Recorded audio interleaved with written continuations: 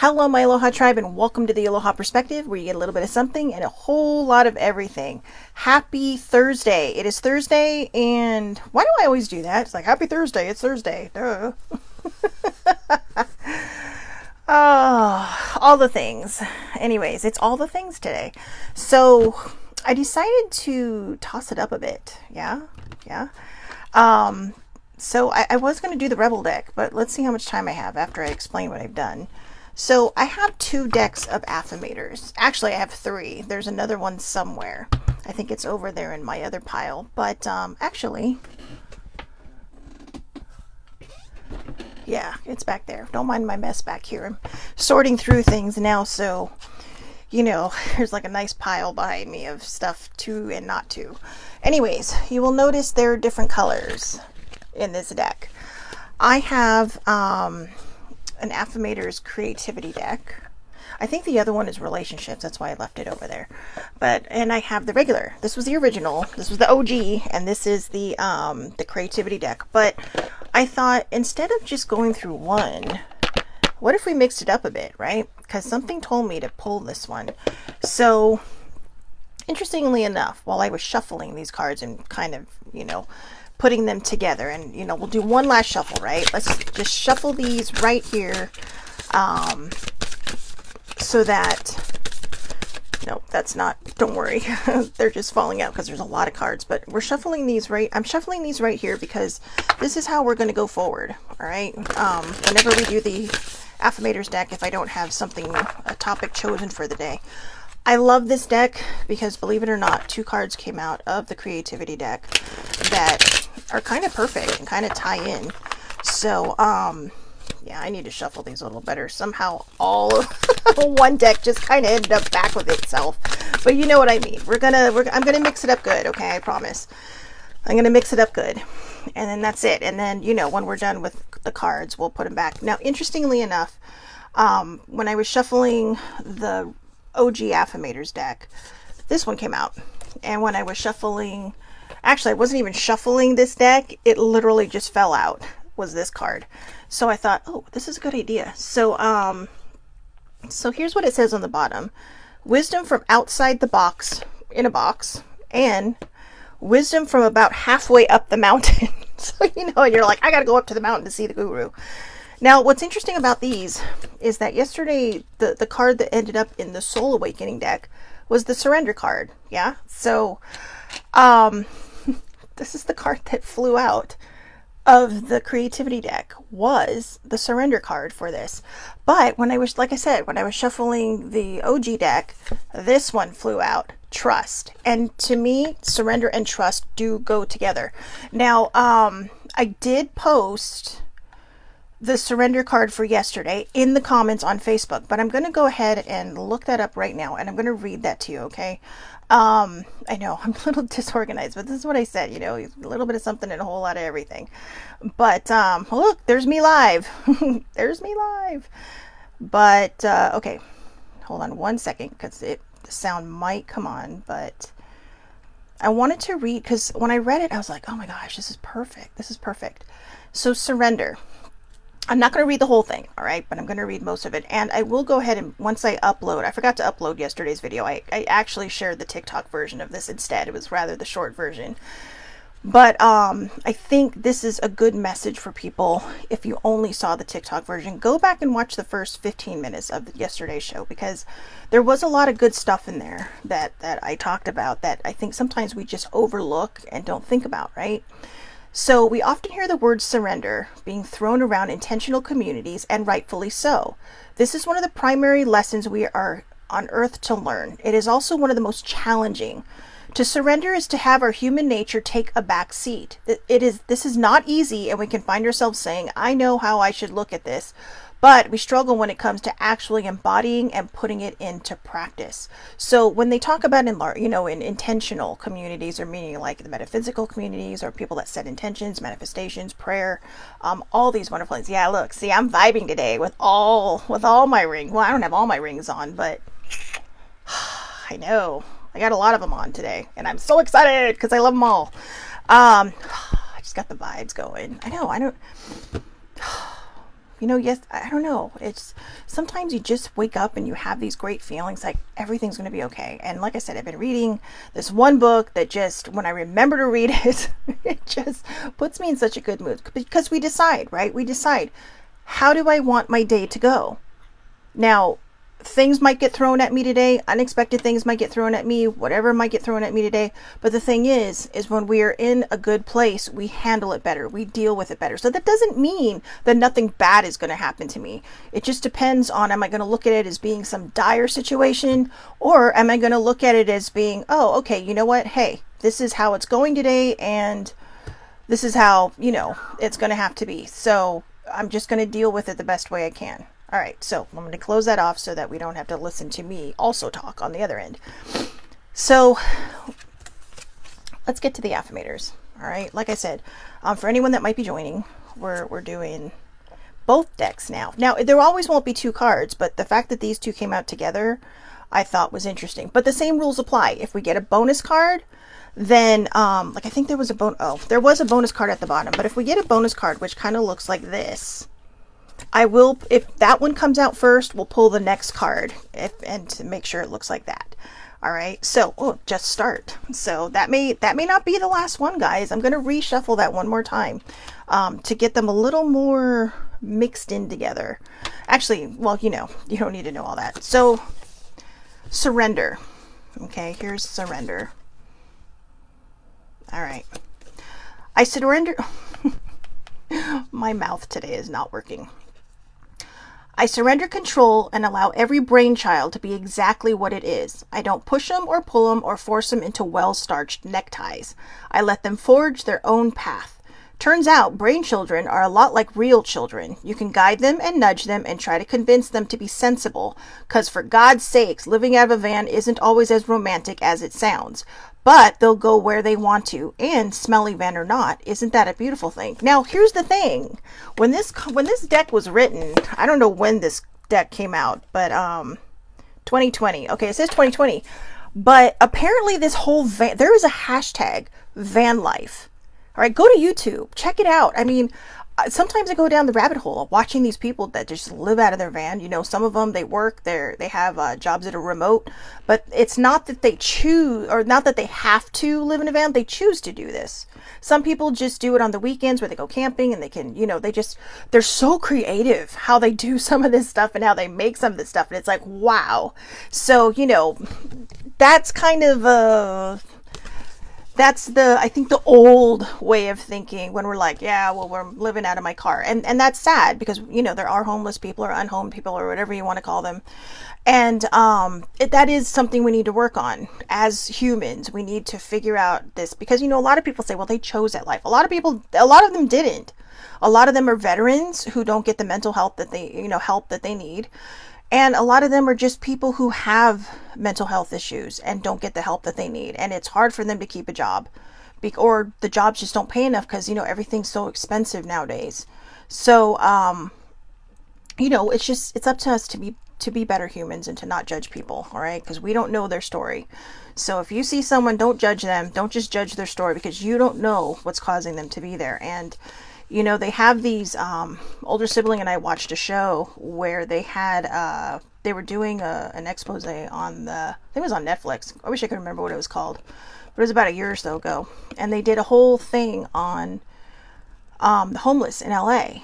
And the thing is that they gave them like 90 days, right? Like they take them in, they process them, they give them the shelter for 90 days. But in 90 days, they expect them to just be better. Okay. I mean, I've been in therapy since March. I mean, it's not the first time I've been in therapy. I don't go every week. All right. And I don't go for every week for years on a time. I go when I know I need that push or I need something that's coming up and needs to be healed and dealt with. But some people do need this. And I'm sorry, but 90 days is not enough. 90 days isn't enough to get someone back on their feet and to push them forward, because to take care of mental health, I mean, it takes up to 6 weeks just sometimes for the meds to work. So, and it may be longer depending on the person's, physical makeup. So I know, and that's just my opinion, but this is coming from a place of having mental health issues. And I've been very grateful and very lucky that I have had extreme magnificent outcomes to my life to have people as a support system that not everybody has. So, we need to not judge other people, because judging them, remember, when you're pointing one finger, three fingers are pointing back at you. So let's read this one last time and then we'll get to the trust card and discuss it. Yeah, that was just my side speech. So soapbox is put away now. I surrender control and allow every brainchild to be exactly what it is. I don't push them or pull them or force them into well-starched neckties. I let them forge their own path. Turns out brain children are a lot like real children. You can guide them and nudge them and try to convince them to be sensible, but they'll go wherever they want to. And isn't that a beautiful thing? So, it is true. I think when they're saying, I don't push them, pull them, or force them into a well-starched necktie, are you following your heart, or are you following somebody else's, dream? And I think a lot of times that's what happens. We get pushed into somebody else's dream. Maybe it was somebody who didn't accomplish what they wanted to accomplish. And sometimes we might think that someone's pushed into somebody else's dream, but then be like, wow, well, they didn't do this, but I'm going to do this for them. And it might be something they are actually passionate about. So again, let's not judge. All right, that seems to be the theme today. That's the Sesame Street theme for today. Do not judge. Period. And now, so surrendering is kind of just, it's like the other card said, right? The one from yesterday. It is going against our human nature, because our human nature is to just try to fix, but we can't always fix things.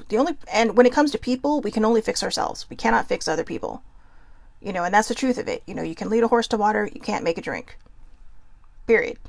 So, it might stare at the water and eventually it might drink because it get thirsty enough. But the point is you unless you push the damn horse in, not the damn horse, because I love horses.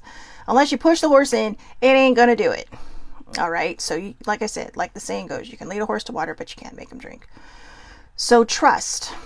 This is cute. The bear on the rope with the mouse on the end, right? And the sharks are going, yeah, dinner. So since that one right there, that one shark in the back going, I'm ready. So, Jaws' cousin, right? I trust that everything will be okay in the end, partly because I simply know it in my gut, but also because it's way more fun to wait.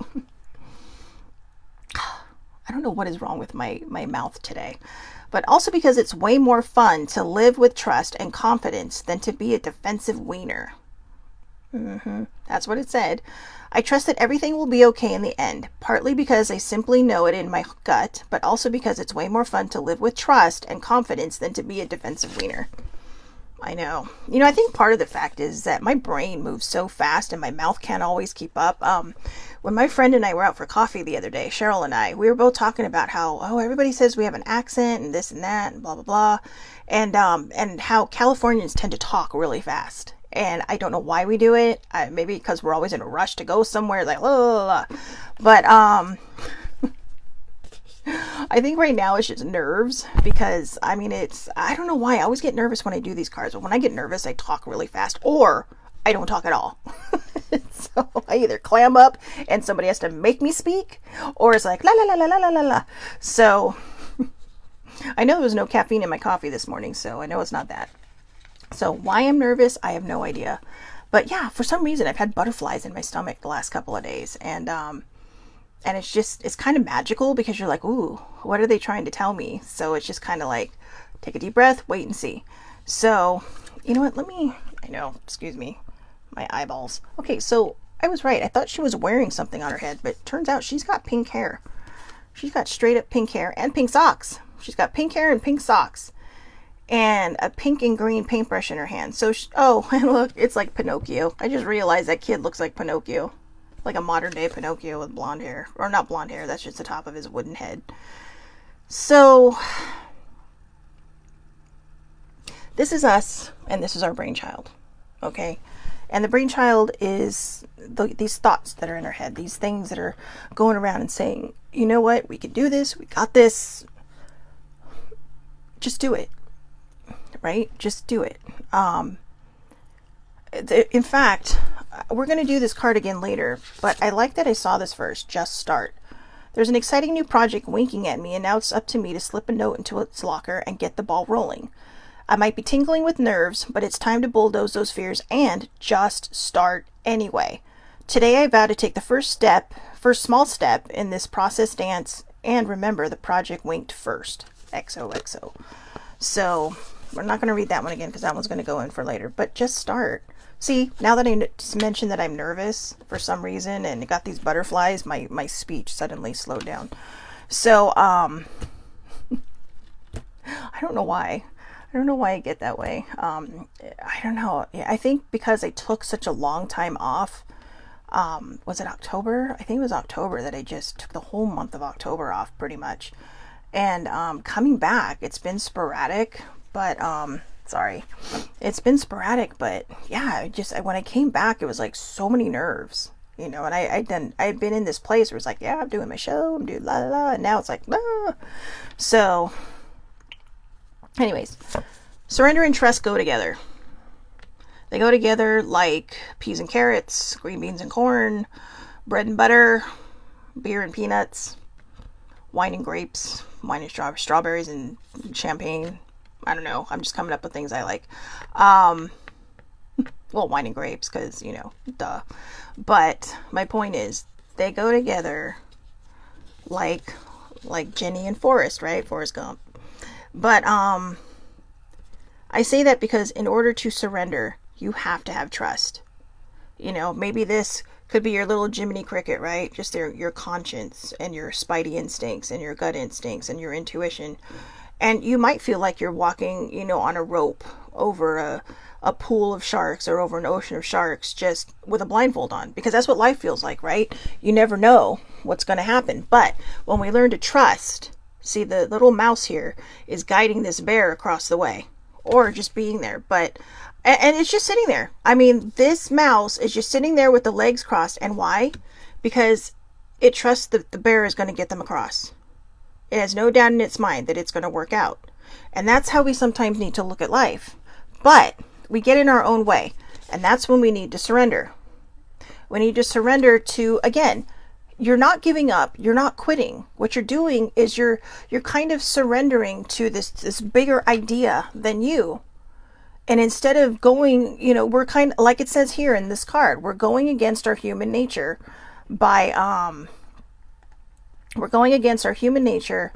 Again, we often hear the word surrender being thrown around intentional communities, and rightly so. This is one of the primary lessons we are on earth to learn. It is also one of the most challenging. To surrender is to have our human nature take a back seat, and this is not easy. We can often find ourselves saying, I know how I should look at this, but we struggle when it comes to actually embodying it and putting it into practice. So it's kind of like, well, you know, like you see a person in trouble, right? And, you know, maybe they're having an issue. And the first thing you want to do is, well, I've been through this, so this is what I did. But what you did may not be the right move for what they're going through. It could be the same situation, but the approaches may need to be different. But our human nature is to say, well, you got to do this, you got to do that, you should do this, you should do that. But we have to go against our human nature. We have to surrender to the control that we're trying to have, and just whatever happens is going to happen. Okay, and we have to just say, you know what, how can I be here for you? What can I do for you? How can I listen? Do you just need a shoulder? We have to reserve our judgment. We have to reserve our way of trying to fix these things and just let it happen.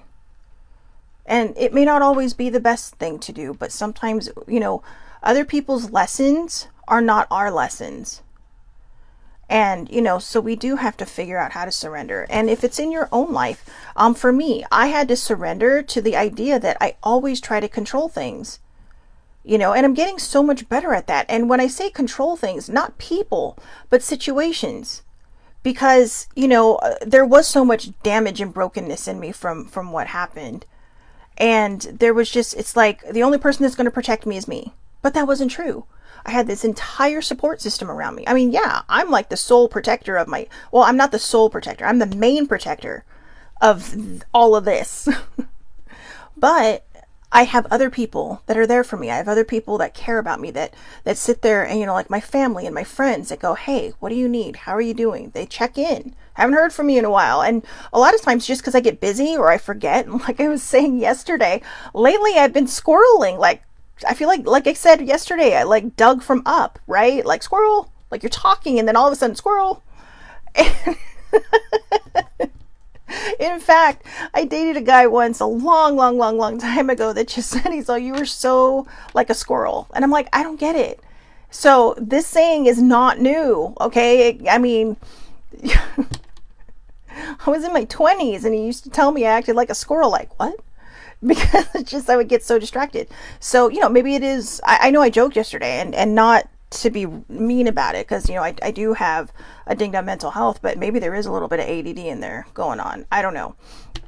And I'm not diagnosing myself. I'm not trying to. And it could just be like situational where, it's just like my anxiety is situational, but it could just be like where there's so much going on in my head that it's just hard to focus in one direction or the other. So I will say this though, it makes me fun.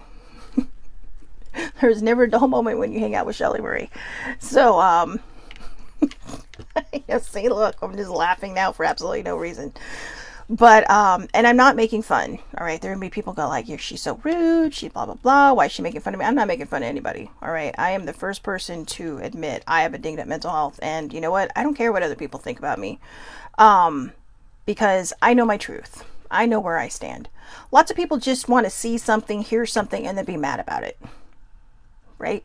They just want to go like, ugh, they can't find the good in anything. And those are people who are probably hurting inside or just sad inside or lonely inside. And I don't mean sad in a mean way. I mean like they might literally be sad or lonely or angry or, when we go through things in life, like traumas or something, and we don't get it taken care of, we push it down, we push it down, we push it down. And then when it comes back up in the dumbest ways. Like it'll be like, well, I'm going to yell at you because the flowers on my grass are not yellow enough. And you're like, that's dumb. That's a dumb example, but it's not. Somebody might see that and go, that's not how I expected them to grow. And it's going to set them off, but it's going to set them off because it's something else that's triggering it.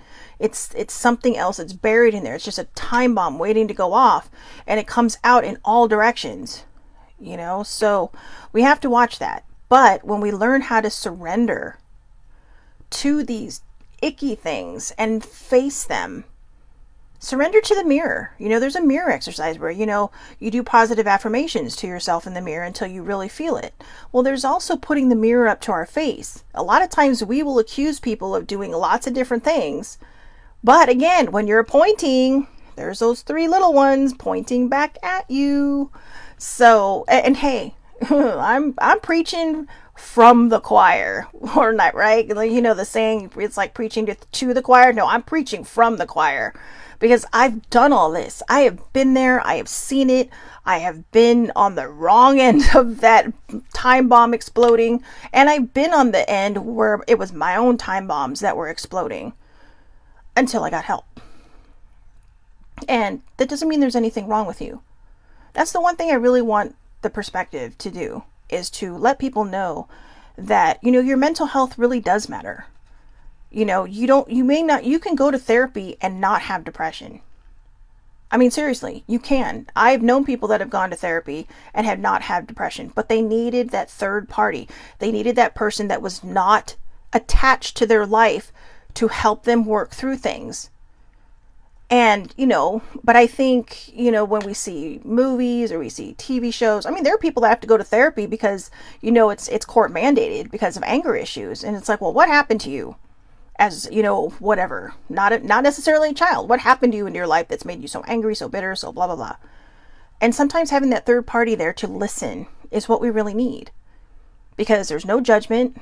There's just somebody there who, yeah, they're being paid to listen to you, but they're there to help you work through a lot of this stuff. They're there to help you, kind of calm your brain down and just stop the merry-go-round for a second and, allow you to get off, right? You might be a little wobbly and going, whoa, what the hell just happened? But that's what they're there for. They're there to slow that merry-go-round, to help you think, to help you work things through. I mean, my therapist is great. She just sits there and listens to me, and sometimes I can see her chuckling, and I'm all, I said you were waiting for me to say that, or you were thinking that, weren't you? She's like, yes. So especially when you have a good rapport with your therapist, you know, it's almost like you connect on a different level. And you know, if you are not happy with your therapist, I know sometimes the intake can be a pain in the butt, especially when you're right in the middle of feeling like, you know, you're making some progress. But if you're not happy with your therapist, you are allowed to find another one.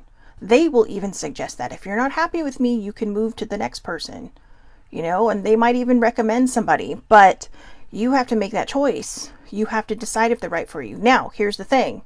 If they say something that you don't like and you're like, I don't like this person, and then you go to the next person and they say the same thing, you need to look in the mirror. Because, you know, when I went back to my therapist, she said some pretty crazy things my first, you know, no pun intended, my second visit in. Oh, my first visit. And I hated it. I absolutely hated everything she said. And I'm like, she is perfect for me because she's absolutely right. That was the mirror I needed put up in front of me, because it was something else I had to heal and something else I needed to fix in my own life. But I had to surrender to, you know, the control that I tried to have in my life. I had to surrender to the negativity. I wasn't surrendering and giving up to the negativity. I was surrendering and saying, I have got to do something in my life so that I don't walk around this negative person all the time. We're human. We're going to have bad moments. Okay, and if you have a dinged up mental health like me, we're going to have bad moments that might last more than a moment. It might take a while for us to get through it, or it might not. The day after Thanksgiving, I was out with family, and I was like, you know what, I think I'm going to leave now. Or I was out with my cousin, baby sibling, and I know that's not some weird thing. She's just like my baby sister, so I call her baby sibling, but our dads are brothers. But I told her, I said, you know what? I said, I think I'm going to go find a Starbucks near the bowling alley, because family bowling night is always, it's a tradition every year the day after Thanksgiving. And she's all, well, we're going to go to the bay and paddleboard. Why don't you just come and sit on the beach and you can journal there? And I'm thinking, dude, there's like nowhere to write here. But when she said that, I thought, okay, maybe I'm trying to run from something. So I sat at the table and I journaled, and I realized that the reason I was kind of struggling that day was because there was so much ramped up energy the day before. Because when my cousins and I get together, and well, my family, period, but my cousins and I tend to eat together, we just get all kinds of crazy, all kinds of nuts. And we just have so much fun. And Friday was so mellow that I thought I was falling into a spiral or a depressive mode, but it turns out, no, I wasn't. It was just mellow. And I realized that, and I journaled about it, because I keep a spare journal in my bag just in case thoughts come up. And I thought, oh, okay, so I'm not feeling bad. We're just mellow today. We're just chill. It's like chillax day. And it was such an epiphany for me. It was such a beautiful thing, because it was just kind of like, all of a sudden, when I wrote that down and I figured it out, I realized that I had surrendered by journaling. I thought, I had to surrender to whatever was the feeling I was having, and I had to trust that I was going to make my way through it. And I did. And I thought, if the journaling doesn't work, I might still go have that coffee, blah, blah, blah, just sit there and gather my thoughts. But as it turns out, the journaling absolutely helped. I journaled less than a page before I figured it out. And I was like, wow, my therapist would be so proud. I literally said that. I thought, oh, my therapist would be so proud. And when I tell her, she will be. But she'll probably shake her head and go, you've had all these tools in your belt all this time. She's like, Shelly Marie, you have the tools. You just have to trust yourself to use them. Trust, right? But you have to surrender. Okay? And like I said, surrendering is not giving up. It is not giving in to all the bad things. Well, normally when we hear the word surrender, we think, oh, the white flag is being waved and we're giving up. No, we're not giving up. It's not that kind of surrender. Surrendering means you're not fighting against something. You're not pushing against something anymore. You were saying, you know what? I value my life. I value my well-being. And in order for me to value my life and value my well-being, I have got to stop trying to push so hard against, something that's pushing back, and I'm not winning this. when we try to control everything, we're not winning. You know, it might feel like we are because we're in control of everything, but are we really in control of everything? Or are we so out of control in our minds and in our heart and in our soul that everything out here is what we're trying to control because we can't face what's inside of our head, our heart, or our soul? And that's what we have to do. That's where the mirror comes in. Not just the positive affirmations and saying, hey, you know, I love you and you're great. And those are great. I do those in the morning when I brush my teeth. I have a heart on my mirror where my face fits. And it's just like, I love you. I really, really love you. You're amazing. You're blah, blah, blah. Because I have to work myself up to that. Because I've spent so many years putting myself down and making myself feel bad about myself. Me. I mean, I'm probably worse than the bullies I had in my life who would tell me I was ugly and I wasn't pretty enough to hang out with them, or I was, I was lame. And, I mean, I had what I needed growing up, but I went to a private school. So there were a lot of kids who had a lot more, but I had my parents' love. I had clothes on my back. My parents paid my tuition to go to a private school for 9 years. And I'm grateful for that. There were just mean girls there. And I was awkward when I was younger, but I was awkward because bad things had happened. So, they were just mean. They were just mean. But nobody did more damage to me than me. Because I took all of their words to heart. And I planted them inside of me and I let them grow forever and ever and ever. Until years and years and decades later, I finally said, you know what, that's enough. That's enough. I'm not going to lie to you. I'm going to share this, okay? I fell asleep last night. I'm normally a night showerer. So, but I fell asleep last night. I was just like laid down on my bed for a second and then out. And then I woke up this morning. I'm like, crap, I need to shower. And I have to tell you, my hair is still drying right now. But boy, I looked in the mirror. I had the mirror up and I was looking at my hair in the back. It's like, wow, that's some pretty awesome hair. That's some pretty awesome hair. And, people are going like, great, so you like your hair, but you don't understand. I would find everything wrong with me. Absolutely everything wrong. I'm looking in here now and going, I wish I had done something different with my hair. I wish that it didn't just look like I pulled it back and it's drying and blah, blah, blah. But I mean, I was like, my hair started out like that and I'm like, oh, that looks great. But over the course of it, with me jiggling my head around, it fell. And so, you just trust yourself. All right. Look up the word surrender. You can look up the definition because they might have a different definition on it now, but look up the word surrender and then spiritual meaning. Type that all in the box. Spiritual meaning of surrender. And see how it fits with you. And again, like I said, I'm gonna copy and paste the surrender into the video into when I upload it to YouTube. Okay, so there are gonna be 2 videos going to the upload today, but this will be yesterday's video. So 12/6. All right, but just look it up and read it and see how it resonates with you, because there are some questions in there. There are some questions at the end. Let's see. So rather than embracing surrender like a mantra, enter into a dialogue with it. What does it mean? What does it look like? If you were to surrender, how would you feel? How would you move through life? How would your heart, soul, mind, and body feel?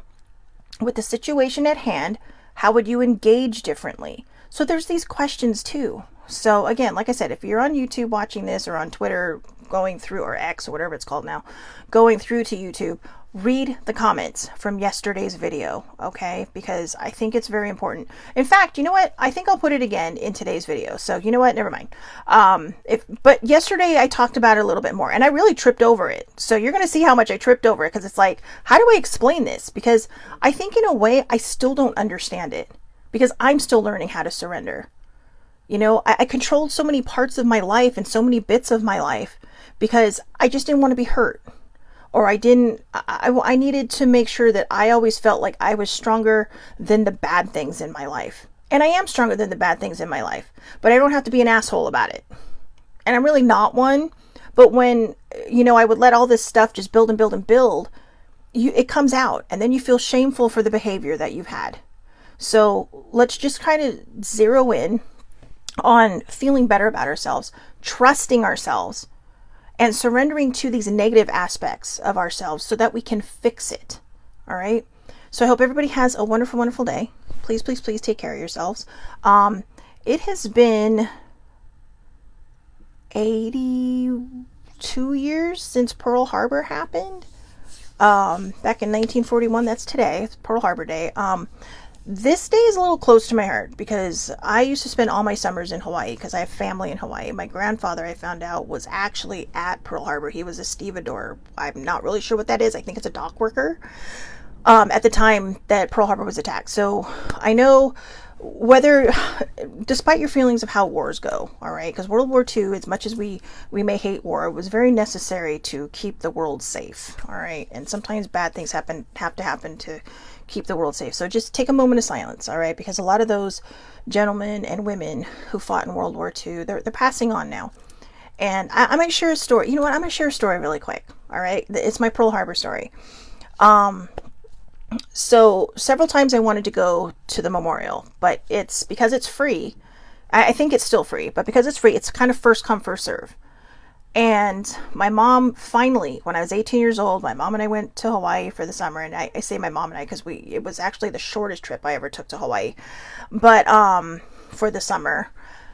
But we went and we decided to just do a day, okay? And I was 18 at the time. So yeah, I was just out of high school. And we finally got to go. Now, when I say first come, first serve, this line was huge, long, but my mom and I got there early enough. But there were so many times when the line was around the block that we weren't able to go to the memorial. So you weren't able to go onto the memorial and that overlooks the boat that, the Arizona, the USS Arizona that's laying underneath it. And I finally had that opportunity. And I was standing there, and they have a wall inside of the memorial that is all the names of those that passed away on the Arizona. Now, it is basically a tomb, okay? Because a lot of people drowned, and that's how they died. They drowned, and because they were trapped in the boat, after the attack. And so it really is kind of when they say memorial, it really is like a grave marker. And I get very emotional about things, especially history, right? When you go, there have been places like I was in London and I was just near one place where this happened and that happened. And it's like, I got very misty eyed and very kind of choked up, but I didn't want to cry because it's like, okay, there's a crazy American. But on the memorial, I was by myself, or so I thought. And, I saw like the name of a father and a son who served on the boat together. One was a higher, obviously, ranking officer, and the other one, I think, was just a private, so brand new to the military, probably joined because dad was in, and they ended up being stationed on the same boat. And there were other people that might have been brothers or cousins or family members. There was a lot of the same names. And I just started crying. Not ugly crying. I wanted to ugly cry, but there were still people around. But I was just, I don't know where my mom was wandering around somewhere. And all of a sudden, I felt a tap on my shoulder. And I was like, wipe my face. And I turned to my right. And it was a gentleman in, he had a jacket on. He was dressed regular like a civilian, but he had his military jacket on. And he had the hat that kind of looks like a triangle almost. Or not a triangle, but I don't know, like a football, really. I don't know how to explain it. And I saw him there. On his hat, it said Pearl Harbor Survivor. And then on the other side, because he kind of turned a little bit, I could just see an A. And I looked at him, and I kind of looked at him in shock, and he kind of turned his head so I could see it. He was a survivor of the USS Arizona. And I told him, I said, I'm so sorry, I didn't mean to start crying, and I'm all, thank you for your service, before it was the thing to do, right? Because, my father was in the Army. But, and he just looked at me, and we didn't talk a lot. He says, a lot of these people on there, and he explained to me who they were. He explained to me that the one I was looking at, because he's, what made you cry? And I said, I was looking at these two names. That was a father and a son. And a lot of people, when they've passed, that have served on the Arizona, are taken down by scuba divers and placed back with their comrades, with their fellow shipmates. And he had told me that's my plan. That's how I actually found out about that before the documentary. He told me, he's all, yeah, when I pass on, he's all, I'm going to be placed back with my brothers, you know, not his actual brothers, but his brothers in arms.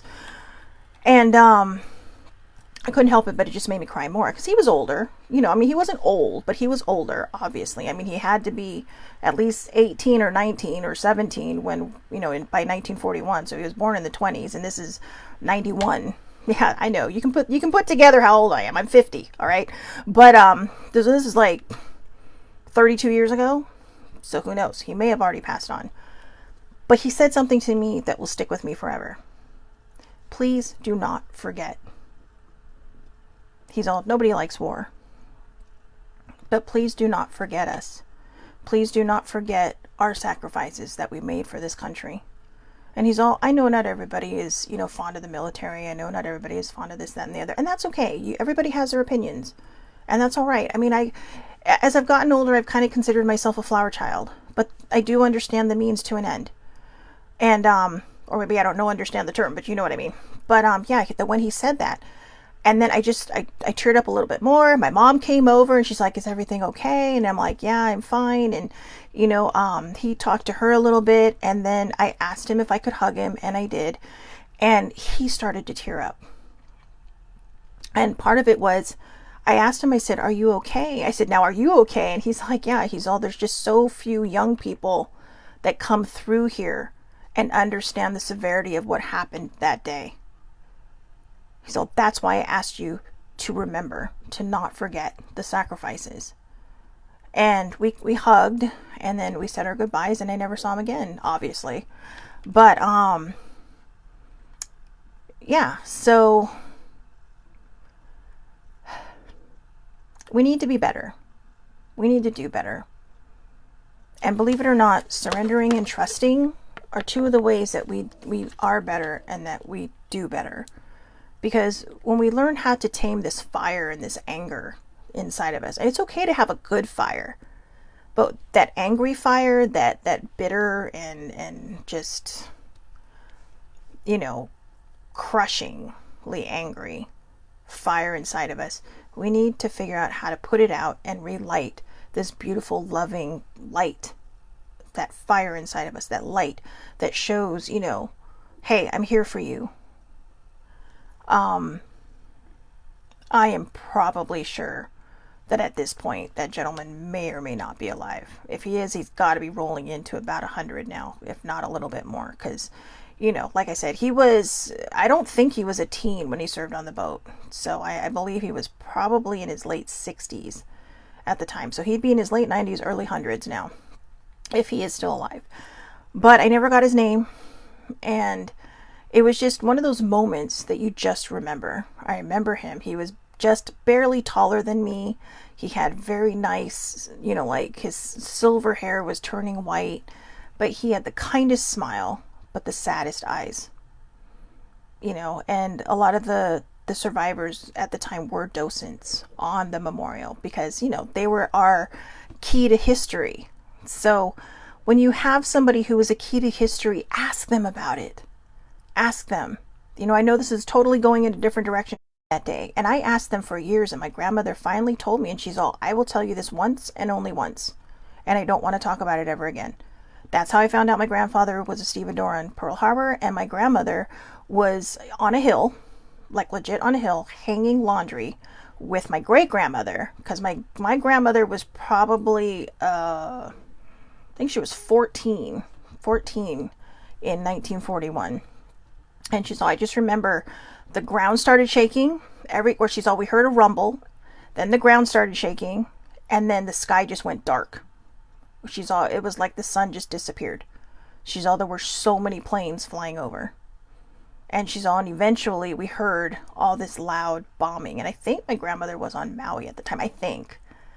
But it scared her, you know, and they ran because they didn't know they didn't know what was happening. And, yeah, and it was devastating. It was devastating for everybody there. And to have had that glimpse into history. I mean, I love history. I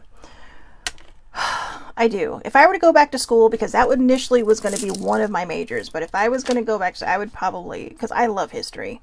History is our key to the past. So treat it kindly, all right? Because remember, we're all part of history. We will one day be somebody's history. And what we do with that and how we treat one another, I think I'd rather have somebody look back at us and say, wow, you know what? Instead of, holy crap, what were those people thinking? And if we're the lesson for the next generation, then, you know, let's try to turn it around and make it a good lesson. And again, we have to surrender and learn how to trust what we're surrendering to. Okay, now surrendering again, one last time, is not giving up. It is facing the bad shit in your life and saying, I'm going to trust that I can fix this and make it better. All right? So I hope everybody has a wonderful, wonderful day. Please, please, please take care of yourselves. I'll be back here tomorrow, 8:30 a.m. Pacific time, Facebook Live. All lives are public. I know you saw me thinking there, right? Because I'm like, am I going to do Aloha Oracle Friday or am I going to do something else? Well, you just have to find out, won't you? So, because I don't know yet. I don't know yet. I probably might do Aloha Oracle Friday, but we'll see. We'll see what I do. All right. So again, have a great, great day, everybody. Thank you so much for watching. If you want to catch a shorter version of this, I also do a TikTok in the morning, right after this show on the Aloha Perspective. That's my channel on TikTok. And then I upload these to YouTube, where you are free to click and subscribe and, you know, hit the bell for the little notifications when I go live, or when my videos are uploaded. And if you want to, all my Facebook lives are public. So just look up my name, Shelly Marie Lucas. Shelly Marie is one word. Don't want my mom haunting you. So Shelly Marie is one word, little m, exactly as it sounds. One E in Shelly. All right. Last name Lucas. And all lives are public again. So you just have to go onto Facebook, look up my name, and poof, you can pop on and we can have a chit chat if you want, chitty chat. And yeah, so I hope everybody has a great day. Thank you again so much for watching, and I will see you